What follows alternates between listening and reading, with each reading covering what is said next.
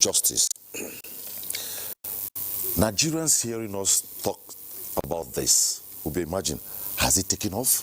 If it takes off, how is it going to be? So, question now is there going to be a pilot? If the pilot takes off, how long are you going to experiment it? Is it going to take off holistically? And if it takes off holistically, what are the short-term plans, long-term plans? Okay. Has it taken off already? It has taken off. The train has left the station, actually.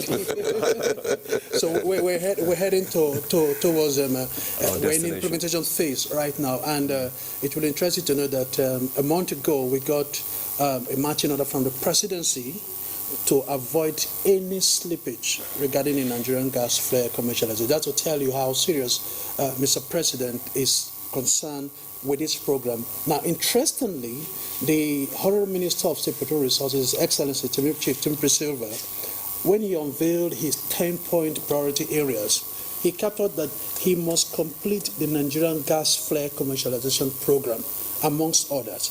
So that gives a boost to this program. So when this program was launched in December 2016, it started to be the design of the transactional and commercial structure, and of course involving from the Ministry of Petroleum Resources, the Department of Petroleum Resources, and the Nigerian National Petroleum Corporation. At some point, we have to recuse NNPC because of their upstream arm. And then as the implementation phase now, we brought them in because their Nigerian gas marketing company will be administering the gases agreement, and the Renewable Energy Department of NNPC will collectivize our emission credit and of course take it to the market. That will generate around $500 million annually. Okay. Now, so last year, after the design of the transitional structure and of course the bidding process, we went public and asked for expression of interest, and over 800 interested parties registered on the NGSCP portal.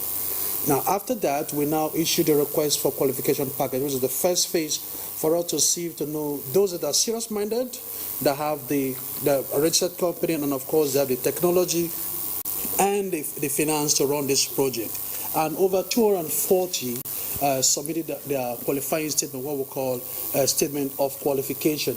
Now, the Honorable Minister of State inaugurated a proposal evaluation committee, what we call PEC. This PEC is to evaluate these submissions and, of course, make recommendations to the Interministerial Steering Committee of the NGFCP. Apart from that, looking at the federal government's initiative in terms of transparency, the Honorable Minister also inaugurated an independent observer group coming from the Oil Producers Trade Session, the NATI, and of course the USAID, and of course other development Foster and the Global Gas for Reserve Initiative of the World Bank.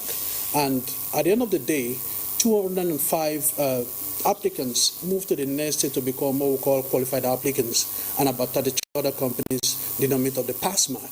So we're moving to the next phase where we'll issue the request for proposal, where the different qualified applicants will come up with a proposal on how they will utilize these flare gas, the technology they will deploy, and of course the end product, what we call the flare gas to market product, they will take to the market. So a lot of things have gone on, and at the moment now, there is still opportunity for some investors and of course financiers and technology providers to key in, and that will be during where we have the Nigerian Gas Flare Bidders Conference.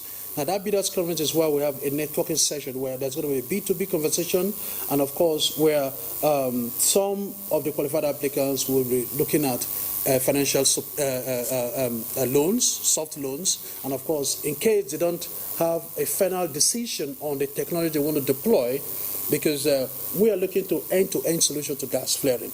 We don't want a situation where we're taking these gas flares from producers and then we're giving to this third party and you equally flare. So it has defeated the purpose, because we have 5 cardinal grounding philosophy that guides the Nigerian gas flare commercialization.